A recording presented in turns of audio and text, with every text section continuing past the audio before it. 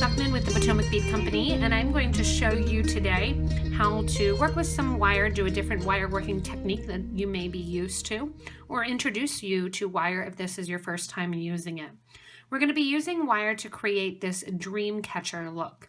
You can see there's a little bit of variation in the look, and that's going to determine the look of it based on the wire you choose, as well as how hard or how soft you pull on your wire. So I have two different examples here with a thicker outer edge and then some thinner wire, and then the wire that I'll be using today for you, which is going to be some other gold wire as well. If you need any of the materials to do this wire working technique of the Dreamcatcher, which is also a netting technique, you can look below the video. There's the information on the date that the video was created.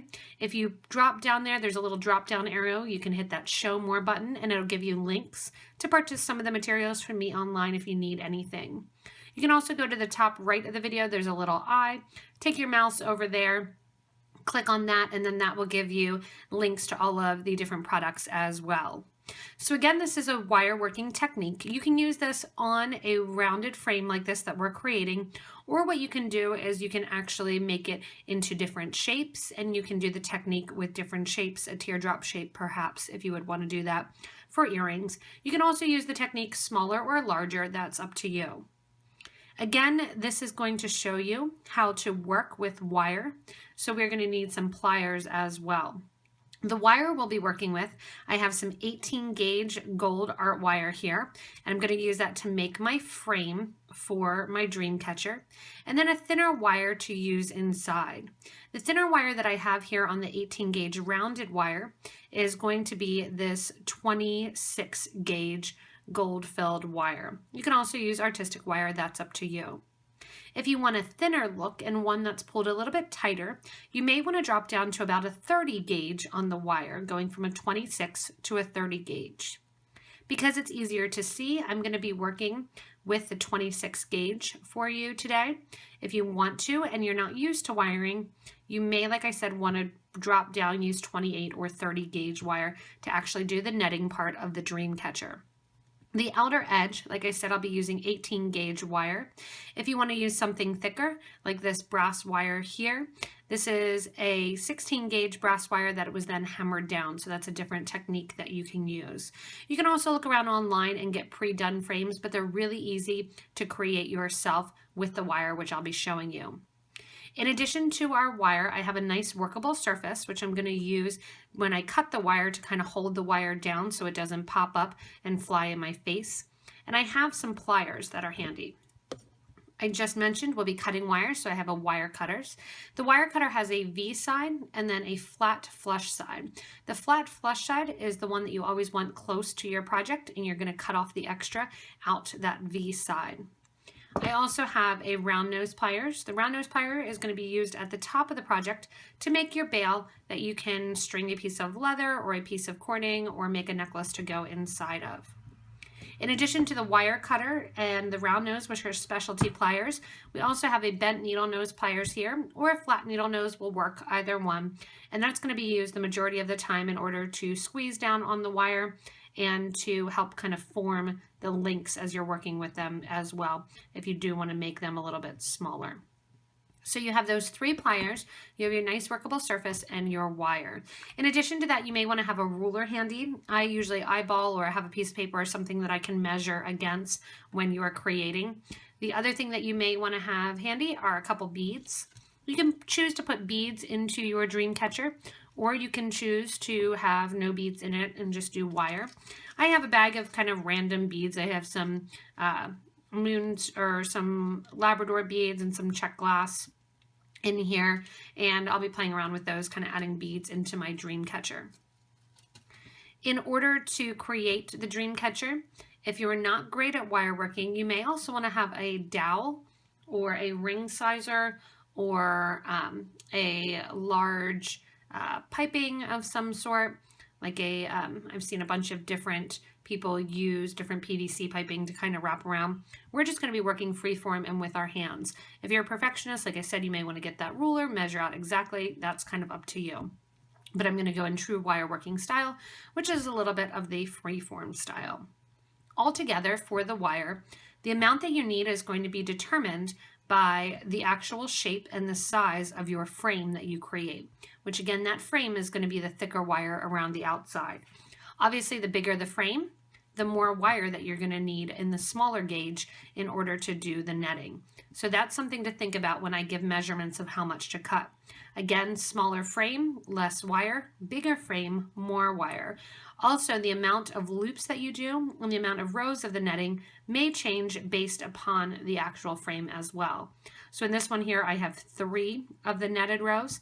This one here, I have 4 since it's a thinner wire. So the 4 gauge, you're going to use a little bit more wire as you go around, so something to keep in mind. It's always better to cut more wire and have more handy than not enough. I'm going to go ahead and cut the wire, and we're going to be using the 18 gauge again for the frame. Depending on how big you want the frame, 2 inches, 1 inch, that can be up to you. That's going to again determine the size and the length of the wire that you're going to cut for the thicker wire as well. The first thing I'm going to do is cut the thicker wire. I'm going to cut approximately 6 inches of wire to work with. You can see I take the wire through my fingers, which is going to heat up the wire and make it so it doesn't have any kinks. I don't want to necessarily make sure that the wire is nice and flat and straight because I'm going to be bending it into a round shape anyway, so I can keep it in its round shape. Again, I'm going to cut about 6 inches, which will give me plenty to hold on to and plenty to work with. A note on the wire cutters. If you have wire cutters that you use for beading wire or beading cable, like Beadalon cable or Softflex or one of those brands, you usually want to have a different pliers that you're going to use in order to cut thicker wire. You can mark those pliers, and that way you make sure that when you have the pliers, you only use certain pliers for thicker wire, since it will go in and kind of dent some of your wire cutters with this thicker wire. Once you have your thicker wire, your 18 gauge cut or your 16 gauge, you can kind of put that off to the side and lay your 6 inches of wire down as you pick up your 26 through 30 gauge wire. Again, I am also going to be cutting this 26 gauge wire. To cut the 26 gauge wire, you want at least 2 feet or 24 inches of wire to work with. Again, if you're going to make it smaller or bigger for your loop, you're going to want to go ahead and cut more wire if you're doing a bigger loop. If you're doing smaller, it's up to you. You can still go with the 24 inches of wire, or if you want to, you can cut a little bit less, 20 inches or so. But like I said, it's always good to have more wire than not enough, especially if you're using the Art Wire brand of wire. You're going to have so much on the spool, and the price really is not very costly. It's rather inexpensive wire to work with, so you'll have a good amount of wire then that you can work with that you'll have if you do want to get fancy, add more beads, do more links, etc. So I'm going to have, again, about 24 inches of my thinner wire, which can be, again, 26 down to 30. And then I have my 6 inches of my 18 gauge. Same thing if you're using a thicker wire, you want about 6 inches of wire. Like I stated previously, you can make it teardrop shaped rather than rounded. That's up to you. And again, that wire length, if you want to start out, you can do 6 inches of that wire as well. Now that we have the wire cut, I'm going to go into the actual technique that we'll be using. You can take your wire cutters, put them off to the side because you're not going to need them very much right now. You can just kind of put those and your round nose off to the side, bring your needle nose into the frame, and get ready with your thicker wire in order to make our outer edge. So the first thing we're going to do is make our frame out of our 6 inches of our 18 gauge wire. Wire working is a little bit hard to keep in frame, and I'm going to do my best possible method of kind of keeping it in frame for you. A lot of times when I do the videos, I'm going to be using a smaller piece of thread or a smaller piece of wire, so that way you guys can get a more detailed view. With this wire working, I'm going to do it exactly to size that you guys are working with, so we'll kind of keep it in frame. You can see the wire when you take it off the spool already maintains a rounded shape because it is on a round spool. What I did when we were cutting was kind of take my fingers through that wire, and because the art wire is nice and soft, I was able to bend out any little bumps or kind of kinks in the wire because I want the wire to be nice and smooth and rounded. From here, I'm going to go in and actually create my outer frame for my little Dreamcatcher. To do so, I'm going to bend that Dreamcatcher wire into a round shape by crossing over the top wires and the top little tails of the wire. Here you can decide what size you want your actual Dreamcatcher. If you want it a little bit smaller, you can do so. The 6 inches is going to give you enough to do it the size that I have here, which is about 2 inches wide. This one here is a little bit less. It's about 1 3/4 inches. I'm going to do mine to that smaller size, just about 1 3/4 inches. And I'm going to take one side of my wire and my round nose pliers right above that little crossover point and take the wire and turn it. So that way it's coming directly out from the top at about a 90-degree angle. This is going to be used then to make my bail for my wire to actually attach and my pendant to attach to an actual necklace or leather. It's kind of up to you. The second piece of wire here, I'm going to wrap around the opposite side of the loop. So I'm going to take that wire and I'm going to wrap it one time around. With a thicker gauge, you can see that that loop is not pulled tight and it moves around. To tighten it, grab your pliers and kind of pinch down on that loop to give it a nice tight loop. Your rounded shape may get thrown off a little bit as you're working with it. Don't worry, you can go back in and actually round it out.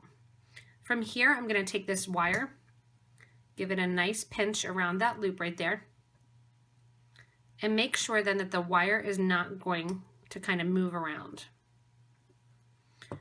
From here, if you want to, you can wrap the extra wire around the top of the pendant. I'm simply going to take my cutters and cut off that extra wire.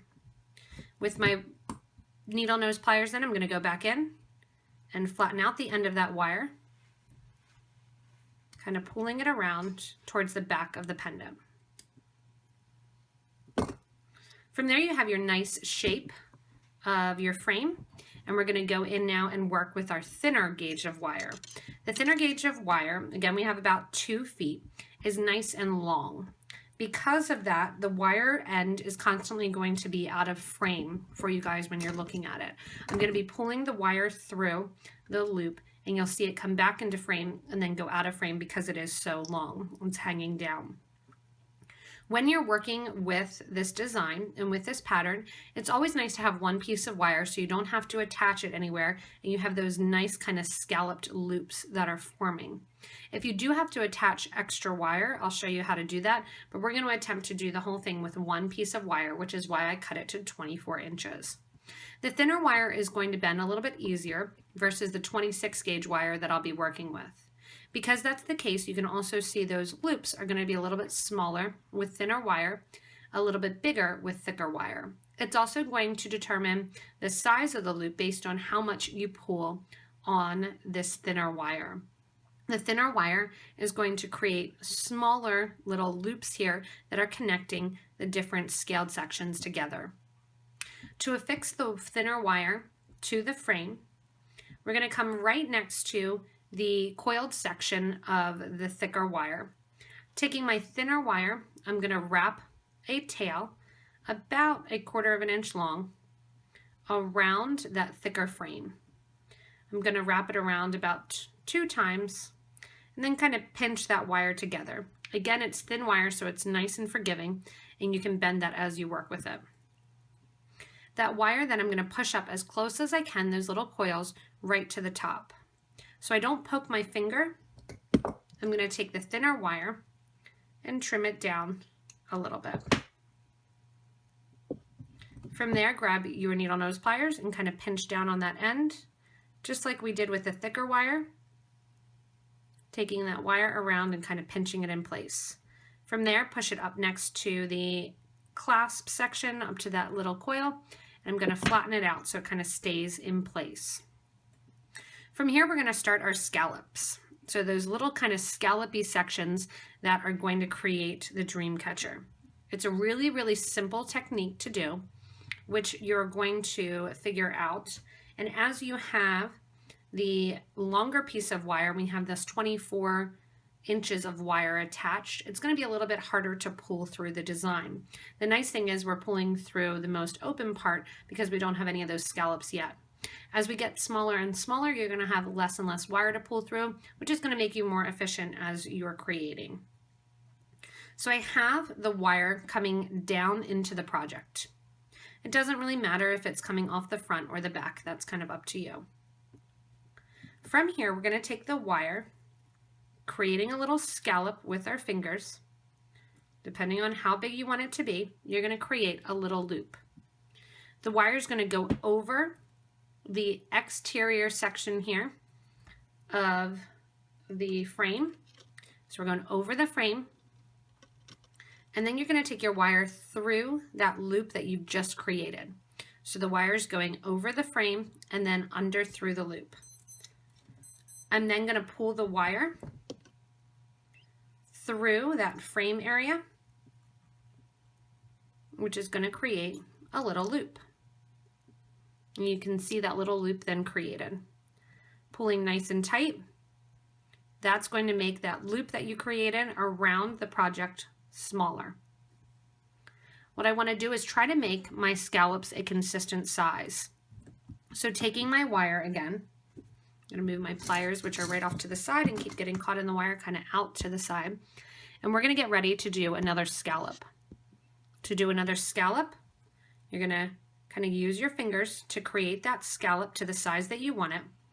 The wire goes over the frame, and then that 24 inches of wire comes through the back of the scallop and underneath the frame. I'm going to pull the wire then.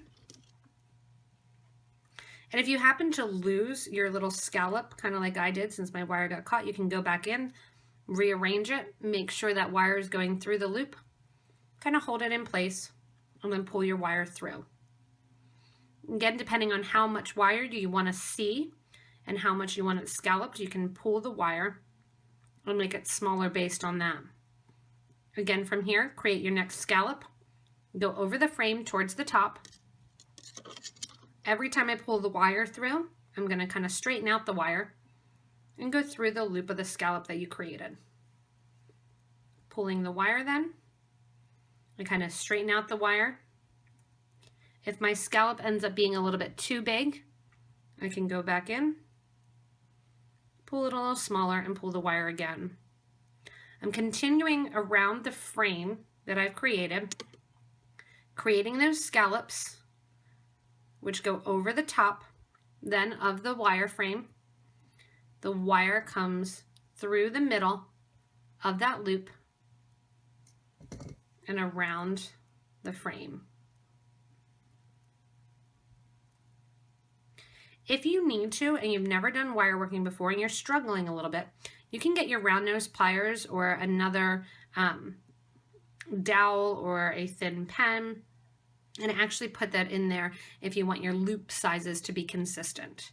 Like I said, I'm doing it freehand, going through, making my loop, taking my wire and kind of straightening it out, going behind the frame and through the loop, and giving a nice tight pull.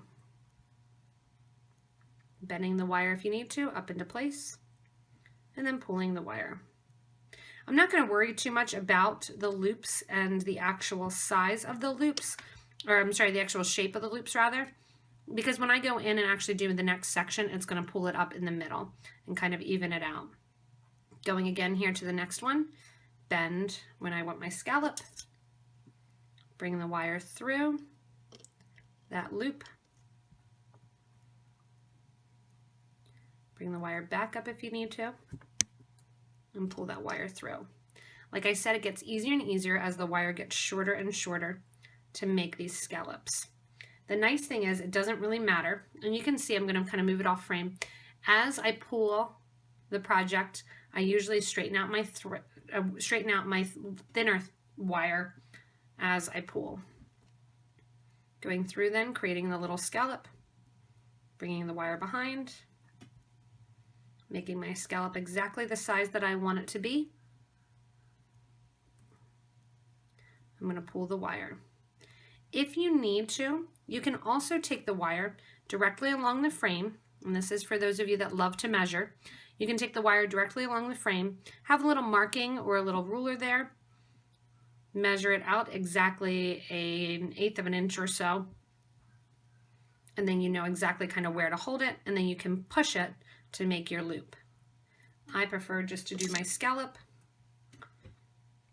roughly go through that, and then control the size of that scallop as you come back and pull the wire through. If it ends up being too small, you can grab your round nose pliers and kind of push it in there. And it's thin wire, so it's nice and forgiving. You can pull it back out, making your loop a little bit bigger, and then pull the wire so your scallop is a nice size. From here, I'm going to continue around the outer edge of my frame to continue my scallops, and then I'll go in and show you how we're going to start our second row of our Dreamcatcher to do kind of that nice tight linking together. From here, we're going to do our third row. So once you finish the second row, if you want those loops to be a little bit tighter, or you want your loops to be more rounded out, you can go in with your round nose pliers and kind of round them out, pulling them towards the outer edge or towards the inner area here. That's kind of up to you. I'm going to let mine be just as they are. When I get to the top where I go from the first row to the second row, I'm going to go in basically and start a spiral now, going and linking from the second last loop to the second first loop, which is going to create my third loop. And that's going to be then how I'm going to spiral around. You can see that the wire has gotten a lot smaller and we don't have nearly as much. I'm spiraling around them and we're starting our third row. Whether or not you want to do 3 rows or 4 rows, that's kind of up to you, but I'm going through the previous loop, turning the wire so it's facing straight up and down, and kind of pulling that loop in. Again, going through the previous loop, and giving a nice tight pull through the previous loop. If you want to, you can also, a different technique is to skip a loop.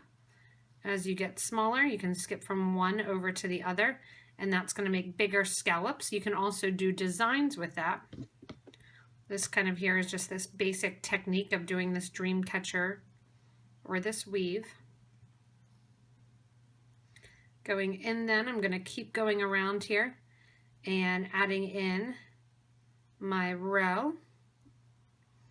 If you need to, again, you can kind of keep your round nose pliers handy here. If you have any rows that are really small, like I said, you can skip if you want to. I'm going to play by the rules and go into every single loop. And I know it's hard to kind of focus and see as we go around, but you can see there's smaller loops and bigger loops. And I'm just doing it very organic and not worrying about the smaller or the bigger loops.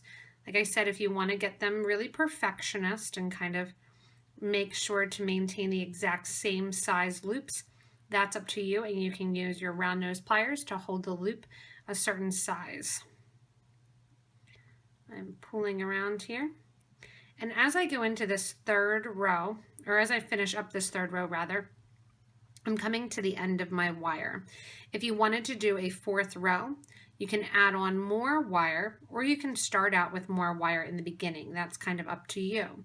You can also use an additional piece of wire to add a bead in, or you can use the wire that you have as you end it. Whether or not you want to use the wire that you have to add some beads or add beads at all, that's, like I said, kind of up to you. And if I add beads, the technique that I'm going to do, you can kind of see I'm playing around with this a little bit, moving around my loops. If I want to add a bead, what I can do is grab the beads when I have a little bit of wire left, kind of decide what I want to add, and I'm just going to add some of this labradorite. So I'll take that off, add a couple of those onto my wire here. We'll add one to start. I'm going to make another one of my loops, letting the beads kind of fall back next to my netting. I'll go in and I'll make my next loop. And you can see the bead's just going to kind of hang out on the loop then and on that wire. And I can continue doing that around if I want to, adding beads in so they're hanging out on the loop. You can actually do that if you want to, the whole length of the design, just to kind of give you an extra little added element. I'll do 3 on here because I like the odd count numbers. And this last one here, I think I'll add 2 beads just to kind of make it a little bit varied. And we have kind of those couple beads there. I also really like the look of the soft pearl in. Here's a pearl and a little bit of aquamarine. There's a pearl as well. And here's that labradorite. Skipping over then, as you finish, you're just going to finish out one of your loops. So I'm going to use my round nose pliers as kind of an instrument to grab with. And I have my wire going through that loop, and I'm going to pull it just like if I was getting ready to do my next loop. So the beads are just going to kind of hang out in there on the Dreamcatcher. If you would want to add extra wire, what you would do is kind of take this wire that you have here, and I'll show you how I'm going to end it. I'm going to go through one of the loops and simply wrap the wire around one of the loops. One time is sufficient because it's a thin wire and you're not going to be getting a lot of wear and tear there. Cut off the extra wire here, and then take your needle nose pliers and just kind of pinch down a little bit, or your rounds. And that's going to close up the Dreamcatcher then. From there, I have my little bit of my beads on the Dreamcatcher. Again, if you want to, you can kind of play around with the round nose pliers, kind of pulling up the design from the middle, equaling out. That's up to you. If you want to play with the design even more, you can put beads on the design as I showed, and they're kind of will act as kind of free form, free moving agents as you create your last outer loop. If you decide to put beads on the inner loops, they're going to hang out kind of between the actual loops and the scallops, so you're going to make your scallops a little bit bigger for those to sit in and hold on. You can also do that technique with seed beads. That's kind of up to you. From here, I'm going to get ready to do my loop or my bail at the top. To do the bail at the top, I'm going to bend the wire towards the front of the project a little bit. As you can see, it's bent there. Grab with my round nose pliers and bend the additional wire to the back of the project. So I'm grabbing down close there. And if you want to and the wire is thick enough, you can simply cut off the wire, making the loop closed. If you have enough extra wire, you can wrap a loop around. I'm going to go in here, make my loop a little bit smaller, just with my round nose pliers, and then cut off the extra wire because it's plenty big enough. If that loop gets bent out a little bit, you can rebend it. And I want that loop to kind of disappear right there at the top so I don't see it at all. At this point then, your Dreamcatcher is all fun and finished and you can wear it. I have this just on a little sample cotton cording here, or silk cording, to show you the technique if you want to. You can take multiple pieces through, kind of hang it down so it's going from either end. You could take a strand of beads that you string and actually go through and create a nice little Dreamcatcher like that. Or you can take a piece of finished chain or make your own chain. These necklaces also look really great as longer necklaces. You can hang a tassel with it for kind of a modern look as well. I know this is a different technique for a lot of you that watch the videos that I do, and hopefully it gives you an idea for kind of taking a leap into wire working.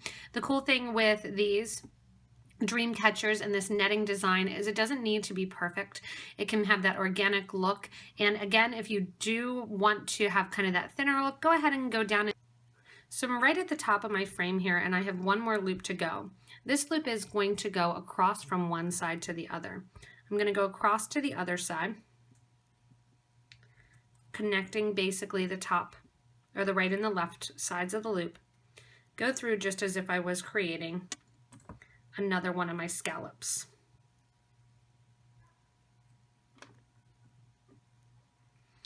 From here then, all of my scallops on the outer edge will be complete. So I have all of those little scalloped edges and they are ready to go and complete. From here, I'm going to take the wire down along the project here and link in to the second original scallop that I did. When I'm linking into the scallop and I have my wire, I'm going to do the same thing that I did with the frame, basically going over the top, taking my wire over the top of that second little scallop, and then I'm going to go through that loop with my wire. If you need to, you can grab your round nose and kind of pull the wire through. And we're going right around that second scallop from our first edge. This is going to create, and you can see I'm being a little bit more gentle, but you don't have to be a ton more gentle. This is going to create our first little second loop. From there, I'm going to take the wire and connect it to each and every loop, going through the previous loop, then grabbing the wire and bringing it through that loop. When I bring it through the loop, I want to make sure that I am actually going into the scallop section and not into that loop section. I'm going into the scallop section, pulling the wire through. And if you need to, you can kind of turn your wire as you're working with it, so that way it gets less of that kinking. You also can put the wire so it's straight up and down, and that's going to make it easier for you to pull that second little scallop. Again, I'm straightening out the wire as I'm working with it. I'm going into the next scallop that I created on the first row, and then taking my wire through that loop in that little second row scallop that I created. The tighter you want that wire around and the less you want to see the loopy action, you're going to pull the wire a little bit tighter. If you want to, you can, again, sorry about that, if you want to do the thinner gauge, it's going to get you a little bit tighter of a netting rather than the loopy style of the netting. Also, when you're not sitting in front of a 3x5 inch area, you're going to have the opportunity to pull a lot tighter and make it kind of a lot less loopy. So that's a design idea if you want. Again, you can take this design, make some earrings, get your wire, and it looks really neat too in a fun little teardrop shape. So you can play around with the wire, with the shaping that you do, and with the netting design, kind of skipping ideas or skipping little loops, adding in seed beads on your inner row, and really having fun with the design as well. Also, another idea, if you want to, and you want to use a thinner gauge on the outer edge, you can use a 20 gauge and put some beads on the outer edge, so that way there is beads on the outer section of the netting as well. If you guys need any of the materials for this, again, you can go back to the beginning of the video where I listed them off, or below the video where the little date mark is and the details of the video. Press that show more button and get links to the different products online. If you haven't had a chance, like I said, to play with wire, really have fun. And this is a fun design. It's a great gift idea too. If you want to, you can put in birthstones in the actual center of the Dreamcatcher as well. So a fun little idea there. They make great earrings as well as this pendant. And you can go even larger too if you want to, and get kind of an ornament idea as well. As always, if you want to, you can subscribe to this YouTube channel to get regular updates on different videos and different techniques, as well as what's going on in the beading world. You can also stay connected with me on Facebook at PotomacBeads.com, also on Pinterest and Instagram, all of those good places, as well as joining our beading group for beading and jewelry making. That's a Facebook group that you can ask to become a member of and interact with a lot of different people there on the fun different design elements that they do, answer questions, help out fellow beaders, and really get inspiration from a wonderful group of people. As always, everybody, thank you so much for watching, and have fun making this wire dream catcher.